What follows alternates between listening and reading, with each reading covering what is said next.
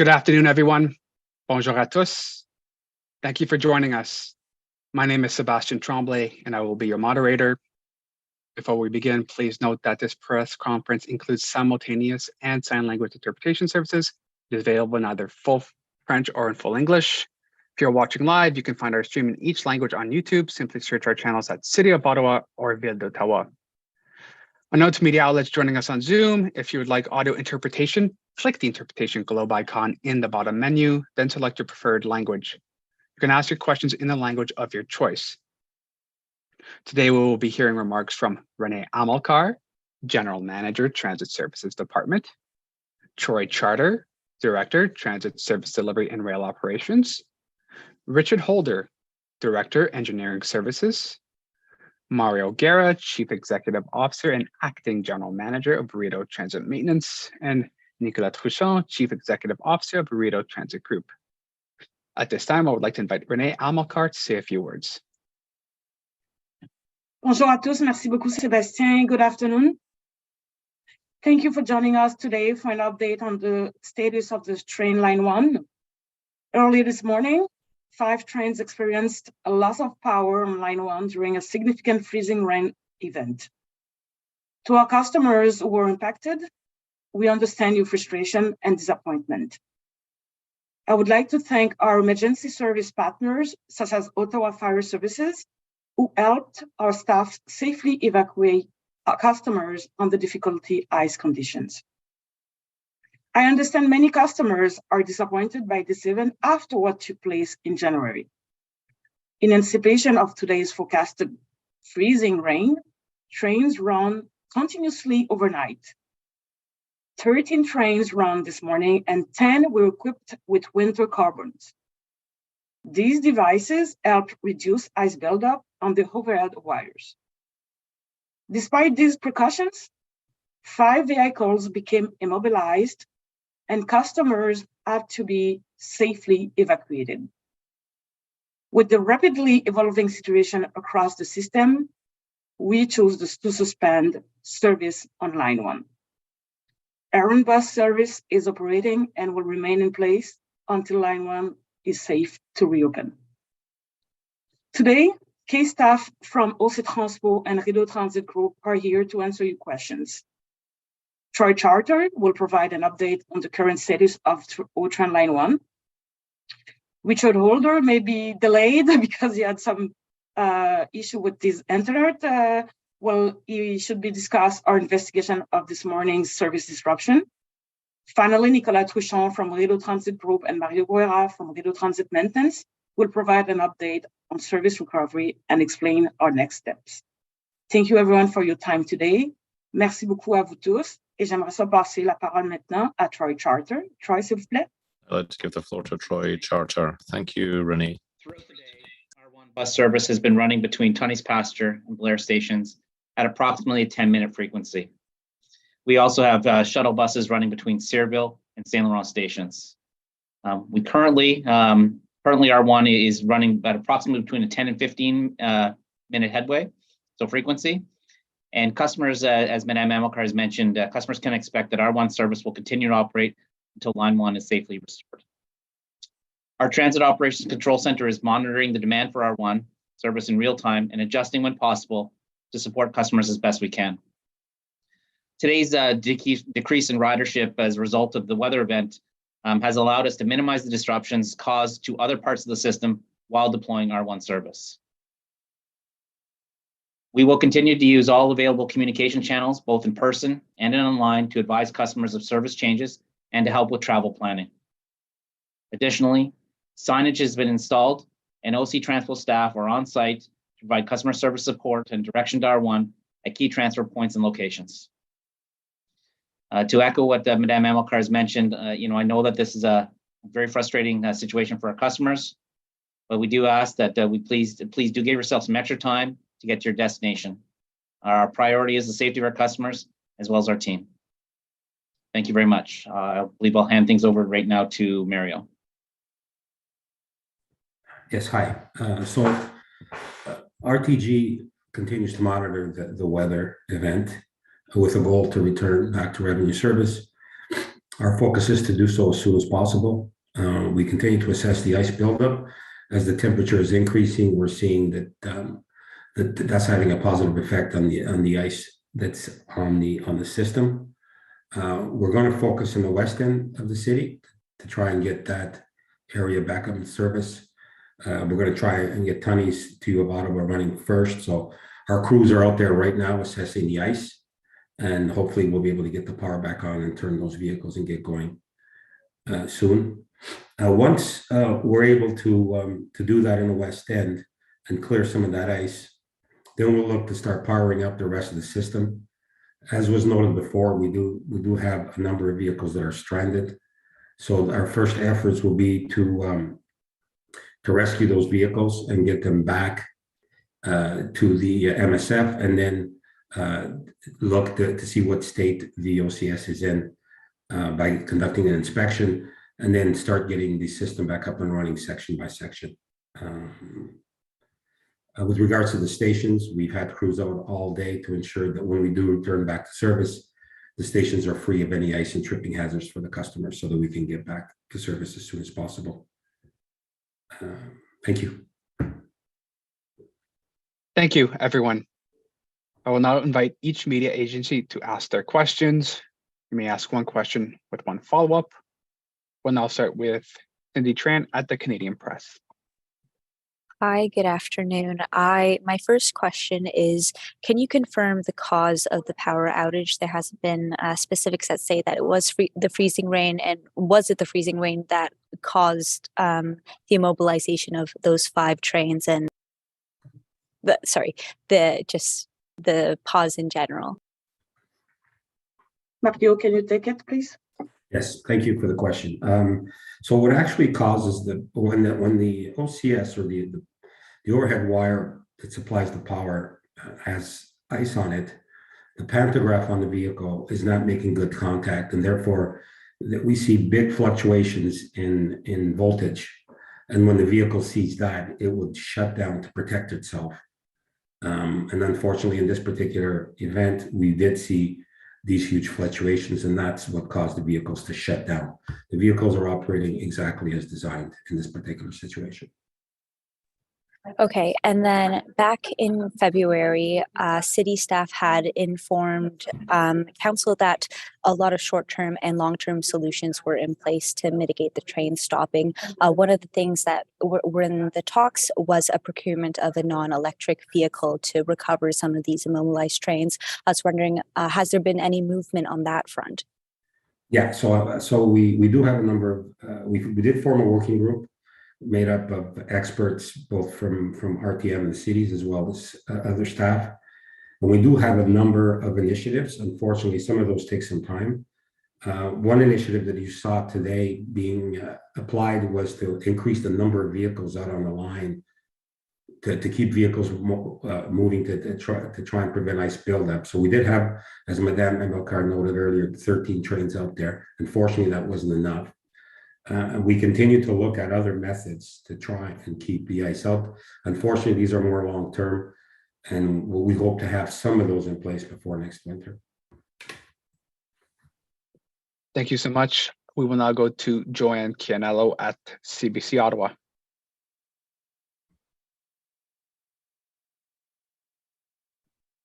Joanne, are you there? Yeah, sorry, I was There you having trouble unmuting. Hi. All right, I'm just going to follow up a little bit more on Cindy's question about exactly how these trains lost power, because it's just sort of like, well, there's this ice. I mean, my goodness, are they going to lose power every time we have an ice storm? So if I could hear from Mario, and also if Richard is on the line, exactly what happened with all 5 trains, how they lost power, what the problem was, because it was early in the day. It's not like in the afternoon when there's this heavy buildup, and how many trains are still out there stuck. Thanks. So if you think about the ice that forms around the wire acts as an insulator. So when the pantograph tries to draw power to power up, the vehicle is unable to do so, and therefore the voltage drops significantly. And when the vehicle sees this, it will shut itself down because it doesn't see it as a normal event. And that's what happened here with all these vehicles. Is it sensed the voltage, a loss of voltage fluctuating, and it shut itself down to protect itself. Sorry, I forget the second part of your question, Joanne. Just this is not my follow-up, but just we're just confirming how many trains are still stuck. We had 5 trains fail, but we do have Troy can maybe answer how many are still out there.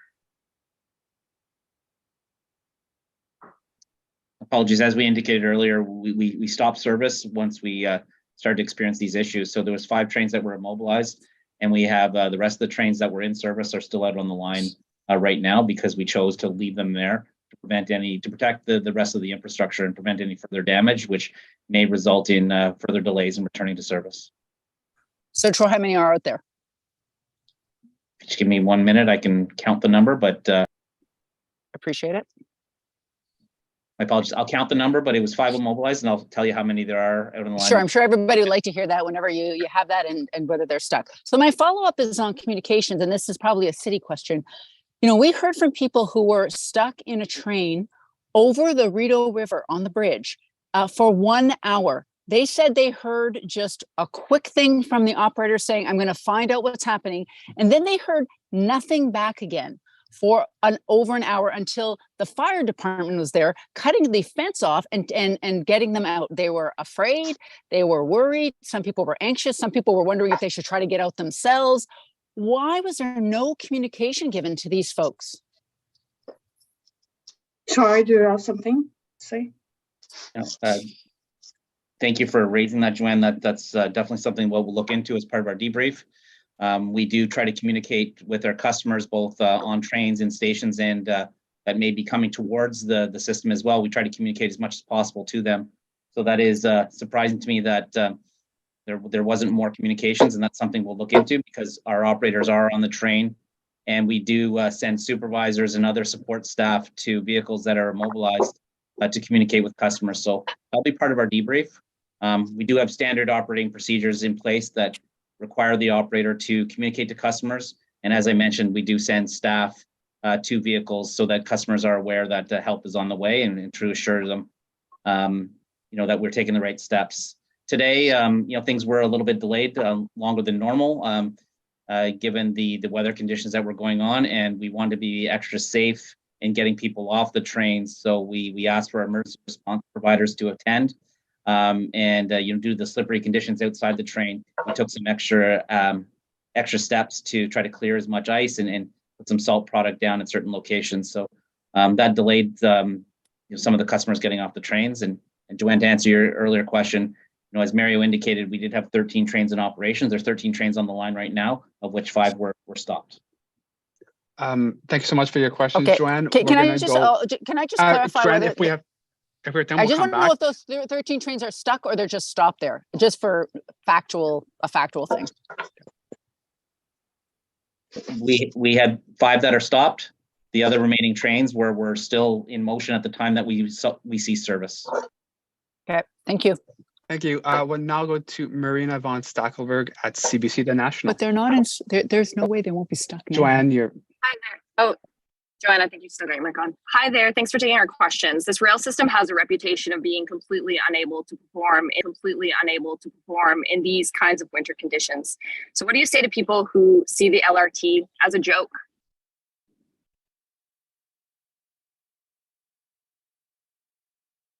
Sorry, Marina, we just lost Brene for a second. She's just connecting again. There we go. She's back on the line. Can you repeat your question? Yep, absolutely. The rail system has a reputation of being completely unable to perform in these kinds of winter conditions. We've seen it before. What do you say to people, including many that I talked to today, who see the LRT as a joke? Thank you for the question.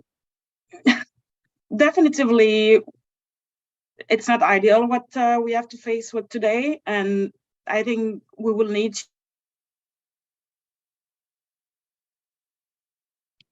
I'm sorry, Marina. We seem to be having some technical issues with Renee's internet. I think if you have another question, please ask it now, and we'll try to see if we can sort out Renee's no problem. internet. Yeah, no problem. The other question I wanted to ask for is you said it's going to be down as long as it needs to be. Do you have any idea as to when it will be back up? Like, are we talking hours, days, weeks? No, at this point, no. Our teams are out there right now evaluating the situation with the ice. We want to make sure that when we do return back to service, it's safe for operation and that we don't damage any of the infrastructure, which will cause further delays. So we want to be 100% sure. So it's really hard to give you a timeline at this point. Okay, am I able to ask my previous question? Renee's not here, so if you don't mind, we'll just move on to the next person, and he comes back, we can come back to you. Okay, well, no, when she comes back, I'd like to have an answer to that question. Thank you. All right, we'll now move on to Ted Raymond at CTV Ottawa. Ted. Hi there. Just before I begin, and I just want to clarify what Troy said just in response to Joanne's question about the number of trains. You had 13 out, 5 are stopped. So does that mean you have 8 that are still moving right now, or are all the trains stopped on the line? I can clarify that. So all the trains are stopped in line. So when we started to have the issues with the trains, the situation escalated very, very rapidly. We made the decision to quickly stop all service on the rail line to prevent the potential for other damage to the infrastructure, as well to prevent the potential for other trains being stranded in between stations. So we stopped all vehicles, but at the time in which service was halted across the entire line, there were 5 vehicles that were unable to continue in service and were immobilized. Okay. Do you know how long it's going to take to get those 5 vehicles off the tracks? Yeah, I can. But once the system is back up and running with power, we expect that we should be able to get the vehicles back up and running and reset the current situation that they're in. So the key here is to get the system back up and running and get powered up again. But you don't know how long that's going to take to get it back up and running. You mean the vehicles themselves? Well, the system in general, like if you No, need at this point, system... I don't want to speculate. I don't know. Sorry. I'm sorry. Could you repeat that? I don't know at this point how long it's going to take us. It really is very weather dependent at this time. Okay.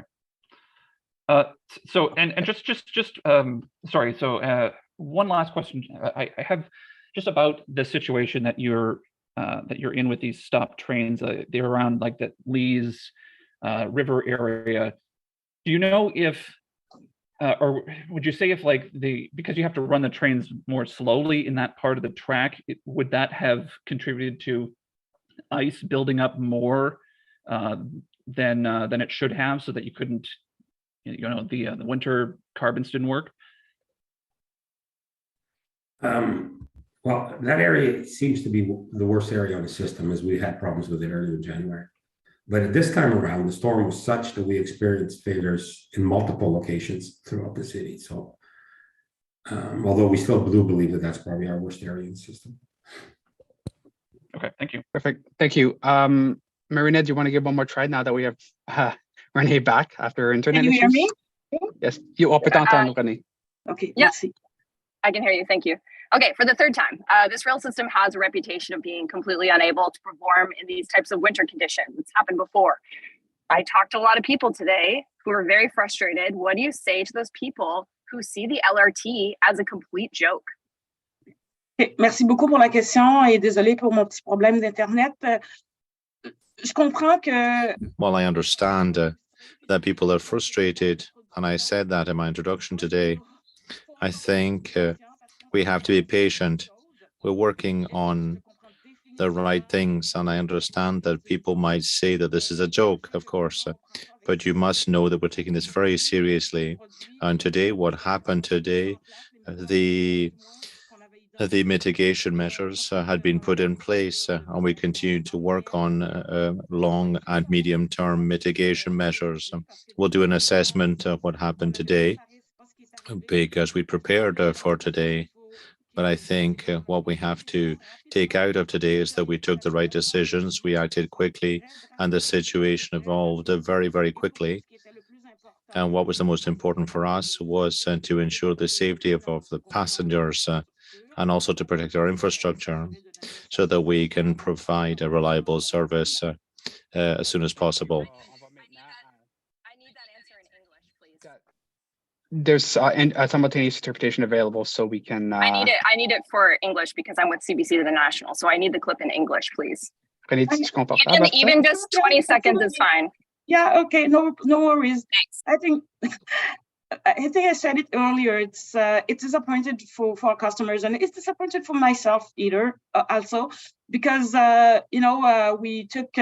we put mitigation measures in place, and we learned about the experience that we had in January 4th, and unfortunately that didn't work today, and we are going to investigate better to make sure that we know exactly what happened and to be able to fix the problem. But again, I will ask customers to be patient with us. I know it's frustrating and I can fully understand, but we are doing the right thing. We're doing the best thing to be able to deliver a reliable service and a safe service as well. Merci René. On va maintenant à Charles-Antoine Gagnon avec le droit. Charles-Antoine Gagnon from Le Droit. Hello. One train that got stuck on the bridge over the Rideau River. Can you tell me where were the 4 other trains that got stuck? Troy, do you have this answer, please?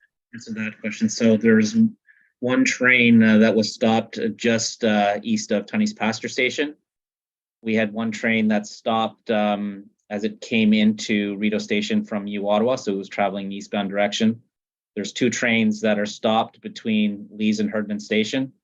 So that's one of the trains that you just mentioned. And then there was another train that is stopped just east of Tremblay Station. Great, thanks. Can you tell me, or do you know how many people had to be evacuated from these trains? Approximately? Unfortunately, I don't have an estimate in terms the number of riders that were impacted by this, but I can say that due to the weather conditions, it was lower ridership than what we have been experiencing recently, but I don't have a count at this time. Thanks. Merci. We will now go to Taylor Blewett at the Ottawa Citizen. Thanks so much. When it comes to evacuations from immobilized trains, is there a plan or protocol in place for that kind of situation? If so, was it followed in this instance? If not, do you think there ought to be? I can take that answer. Yes, we do have standard operating procedures and practices in place for evacuations of trains. They do have to be tailored to the circumstances that we face, whether it's a train that's just outside a station or a train on the elevated guideway on the approach to Herdman. So they are situational to a certain degree, but first and foremost, and it's a takeaway that I have is to communicate to customers what's going on and deploy staff. We would never ask customers to exit a train on their own without being escorted by either emergency response personnel or trained OC Transpo personnel. But this will be part of our operational debrief following this event, and we'll do a complete review. But we do have operational procedures and processes in place. They appear to be followed, but obviously I do have to follow up on the communication aspect that Ms. Canella raised earlier.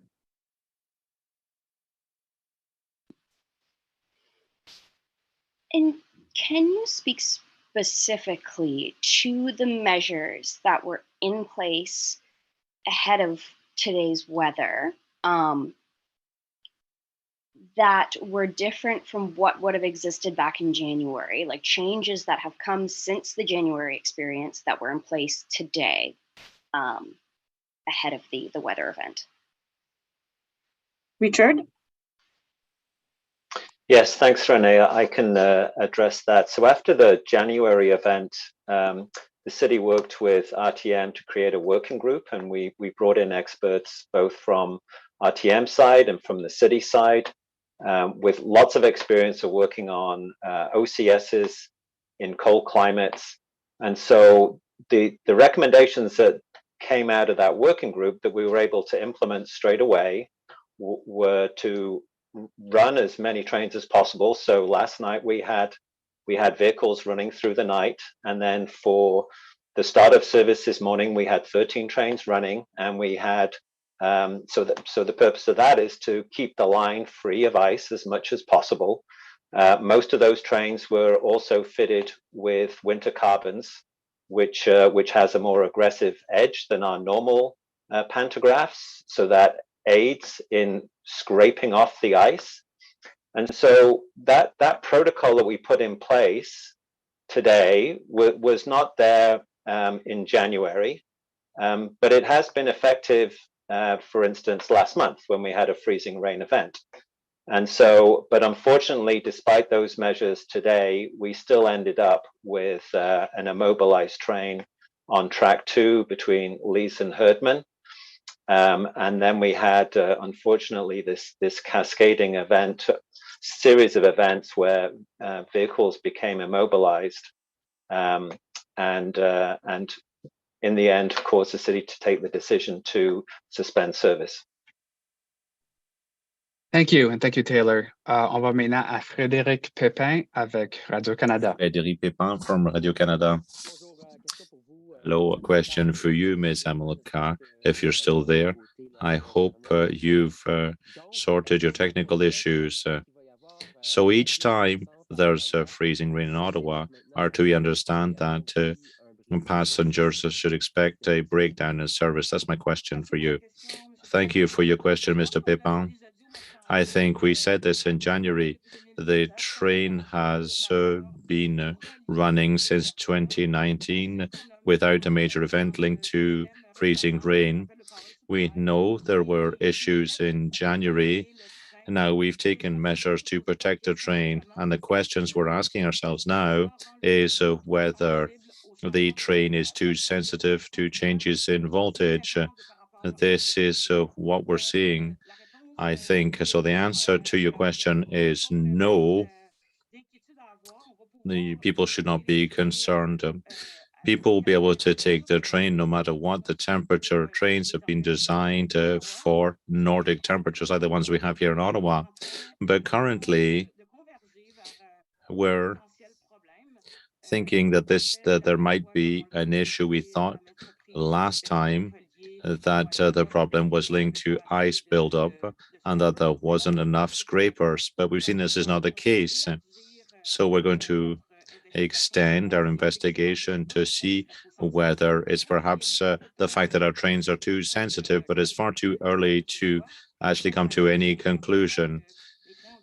But trains have run in worse conditions than the ones we had today and in January without this type of problem. Ms. Amilcar, could you answer the question in English about whether it will be a problem each time we have a freezing rain event? What I was saying, it's we have to continue our investigation to make sure that it's not another problem that caused that, because we know since 2019 we run those trends and we never had any problem related to freezing rain. So now we know that we had a modification a few months ago with the power supply. Is it that they're too sensitive and the train reacts too quickly? We don't know. We have to continue the investigation on that. But definitively, yes, the train can run here in Ottawa with all temperature, and we will continue to work on the investigation. Ma deuxième question, Madame Amilcar, si vous pouvez My second question, if you could answer, or one of your colleagues could. I don't know if you have you've seen the message on Twitter. There was a user who asked you why, where there's no antifreeze on the cables, as is done in other Canadian cities. Is there antifreeze applied to the cables, and might it be one of the areas of possible solution? Thank you for your question. This is something we're analyzing. The last time in January, we looked at the potential for using antifreeze spray on the wires. We're even looking at a heated wire system to prevent ice buildup. So this is something we're working on. We're also working on a long-term solution, which requires less maintenance. A spray applied to hundreds of meters of cable. Well, that would take a long time. We need a much more sustainable approach, and that's what we're looking at. Thank you, Fred. With the Ottawa Lookout.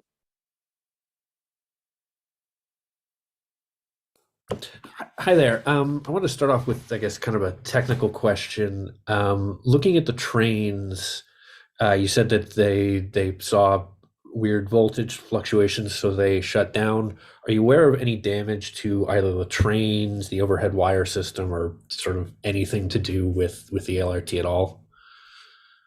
No, at this point, we're not. That's one of the reasons why the action was taken to suspend service, was to protect the vehicles and the infrastructure from any damage, as was the case the last time. So at this point, we're not aware of anything. Okay, excellent. And I guess my second question is more philosophical and maybe for Renee, but can people at this point trust taking OC Transpo to get them where they need to go when they need to get there? Yes, we know that we are facing with the problems, but we're working on them, and we reacted very quickly. This decision that we took this morning was very an important one, to decide to shut down the system because we put safety first. Thank you, Robert. If there are any reporters with an additional question, you can use your raise hand function right now, and I will go to you in alphabetical order. So please do so, and we'll start things off with Taylor Blewett at the Ottawa Citizen. This may have been covered more in French, but I know, Ms. Amokar, you were just speaking about there was a change to the system in January that might be causing more sensitivity. I want to make sure I understand what you're saying about that. Sure. Maybe Mario can better explain that to me, to you, because we know that we changed something on the train. Since that time, we had 2 occurrences with freezing rain, so that's why we think maybe it could be that. But again, it's too early to say that. But we are trying to find why we had this issue. Mario, maybe you can just complete, please. Sure, thanks, Madame Amokar. So, in an effort to improve the reliability of the vehicles, we have made some changes to the vehicles in the last 3 years. So we're looking at if any of these changes have somehow altered how the vehicle reacts and shuts down, maybe makes the vehicle a little bit more sensitive. So no stone left unturned. The vehicle is a huge part of our investigation as well. Thank you. Thank you, Taylor. We will go now to Ted Raymond at CTV Ottawa. All right, thanks for taking additional questions. And I'm sorry to harp on this, but Troy, I just want to make sure that we're absolutely clear on these trains. So once you stop service, the remaining trains that weren't stuck, did they go back to the MSF, or are they still on the line right now? They are still on the line right now, because we made the decision to stop, I'll say stop all service, but stop all train movements. So get the trains to the stations, park them there, and that was a conscious decision made to avoid any other potential trains becoming immobilized between stations, as well as, as I indicated, and as well Mr. Aguirre indicated, to prevent any further potential damage to other infrastructure. Okay, so nothing's moving. They're stopped at respective stations or whatever. In the case of open stations, are they getting ice on them? Are you monitoring these things? When we're ready to start back the service resumption, Mario will have a team that will go out and they can inspect the catenary, they can inspect the OCS, and they will be checking the trains. So this is part of the lessons learned from the last event. So that's exactly what we're doing. But we will send staff to those locations to check on the trains, check on the OCS before resuming service. All right. Thank you, Ted. On va maintenant à Fred Pépin avec Radio-Canada. Oui, j'aimerais savoir, est-ce qu'il y a eu des bris ou un bris I'd like quelconque? to know if there were any damage to infrastructure in January. There was physical damage to the infrastructure, which delayed the restoration of service. So was there any damage this time? Well, for as far as we know, we can't really tell you whether there was damage. This is one of the reasons why we decided to stop service. It was to avoid the damage to infrastructure. Temperatures rising, so the ice will melt. We'll go out and inspect the catenary lines, and we'll decide at that point whether we can restart service. Nothing indicates that there was any damage. We'll have to do an inspection. A question for you, Ms. Amilcar. Can I do that, Seb? Thank you. Ms. Amilcar, there was a question in French, in English rather. What would you say to passengers who were stuck on the train for minutes or hours in some cases? And what would you say to other passengers to restore their trust in the service? Thank you for the question. First of all, I'm very disappointed to hear that communication was deficient. If there's something we've worked on very, very hard over the past few months, is that. We'll check that out. Troy will do that. This is the very least that we owe our passengers, to keep them informed of what's happening. And we've taken major decisions today. We decided to close down the whole line from end to end. That's a brave decision. And I think it shows how we are working in partnership with our passengers. And my message is that it's a safe system. When we close it down, it's for the right reasons. And I would ask passengers to be patient. I know I've been asking them for patience for a year and a half. We're working, we're able to react quickly. There are lots of things that have improved over the past few months. Just give us a bit more time, a bit more patience. I'd like to thank the passengers for that. Thank you very much. I guess we will finish things off with Joanne Canello at CBC Ottawa.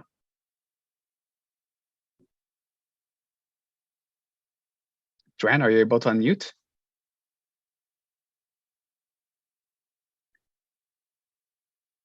I think Joanne's having some technical issues. So Joanne, if you have any further questions, please follow up with media relations and we'll get back to you as soon as we can. Thank you everyone for joining us today. This actually concludes our media availability and hope everyone has a nice Wednesday.